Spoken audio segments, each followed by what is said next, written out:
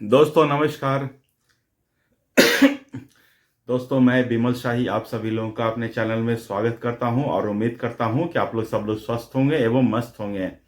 सभी राष्ट्रवादियों और सनातनियों से ये निवेदन रहेगा कि आप लोग मेरे चैनल को सब्सक्राइब कर लीजिए और वीडियो को लाइक एवं शेयर भी कीजिए। दोस्तों हम लोग बात करने जा रहे हैं सुप्रीम कोर्ट में एक PIL फाइल हुई है, उस PIL के ऊपर हम लोग चर्चा करेंगे।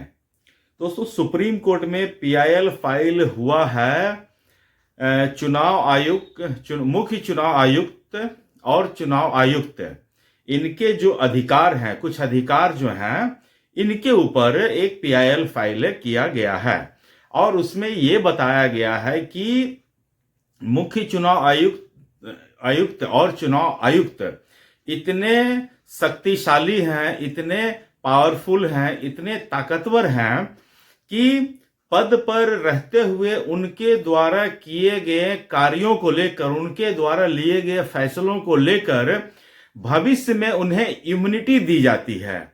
मतलब भविष्य में आज उन्होंने कोई निर्णय लिया है तो भविष्य में कोई ऐसी सरकार बन जाए जिसको आज ये फैसला पसंद नहीं है तो उसके खिलाफ केस न कर दे, कोई सिविल या क्रिमिनल केस न कर दे। तो इस चीज से मुख्य चुनाव आयुक्त और चुनाव आयुक्त इन दोनों को मुक्त किया गया है, उन्हें इम्यूनिटी प्रदान की गई है। तो इसी को लेकर, इसी कानून को चैलेंज किया गया है सुप्रीम कोर्ट में कुछ वकीलों के द्वारा। अब जनरल सी बात है, चुनाव आयोग और चुनाव आयोग के जितने भी सदस्य हैं उनके पीछे जो भारत के विपक्षी दल के लोग हैं वो हाथ धोकर पड़े हैं। उन्हें कुछ सूझ नहीं रहा है कि चुनाव आयुक्त को हम किस तरह से परेशान कर सके या उन्हें किस तरह थोड़ा सा उनकी शक्तियों को कम किया जा सके। तो उन्हें जो 2023 में एक कानून बना था, वो कानून क्या है वो मैं बताता हूं। दोस्तों चुनाव आयोग में चुनाव आयुक्त की संख्या होती है 3, एक मुख्य चुनाव आयुक्त और उसके अलावा 2 और होते हैं। इनकी जो नियुक्ति होती है वो पहले होती थी भारत के प्रधानमंत्री, मुख्य विपक्षी दल के नेता और सुप्रीम कोर्ट के जज, चीफ जस्टिस ऑफ इंडिया, इनकी एक कमेटी होती थी और ये जो है कि जिस नाम पर यस बोलेंगे उस पर वो चुनाव आयुक्त बन जाता था। हालांकि ये फैसला कब हुआ, ये कानून कब बना, ये नियम कब आया, ये किसी को पता नहीं है। वरना पहले तो सोनिया गांधी का साड़ी साया खींचने वाला आदमी चुनाव आयोग बन जाता था, चुनाव आयुक्त बन जाता था। नवीन जावला इसके एग्जाम्पल हैं। खैर, तो ये नियम बन गया और सुप्रीम कोर्ट ने कहा कि मुख्य चुनाव आयुक्त की नियुक्ति इसी आधार पर होगी जब तक केंद्र सरकार कोई कानून न बना दे। तो ठीक है, तो केंद्र सरकार उठी और उन्होंने कानून बना दिया कि अब जो है मुख्य चुनाव आयुक्त की नियुक्ति प्रधानमंत्री, विपक्ष के नेता और एक केंद्रीय मंत्री का जो कमेटी बनेगा उसके द्वारा किया जाएगा। और CJI सुप्रीम कोर्ट के जो मुख्य न्यायाधीश थे उनके पैनल में, उनको पैनल से बाहर का रास्ता दिखा दिया गया।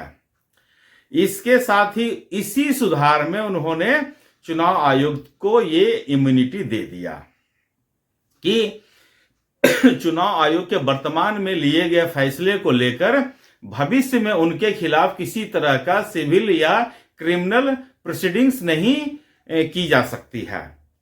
तो इसी को लेकर सुप्रीम कोर्ट ने केंद्र सरकार और चुनाव आयुक्त दोनों को नोटिस जारी कर दिया है और उनसे पूछा है कि क्या ये जो है ये सही है, ये जो चुनाव आयुक्त को जो है इतना पावर दे देना कि आपके ऊपर भविष्य में कभी कोई मुकदमा नहीं हो सकता है, क्या ये सही है?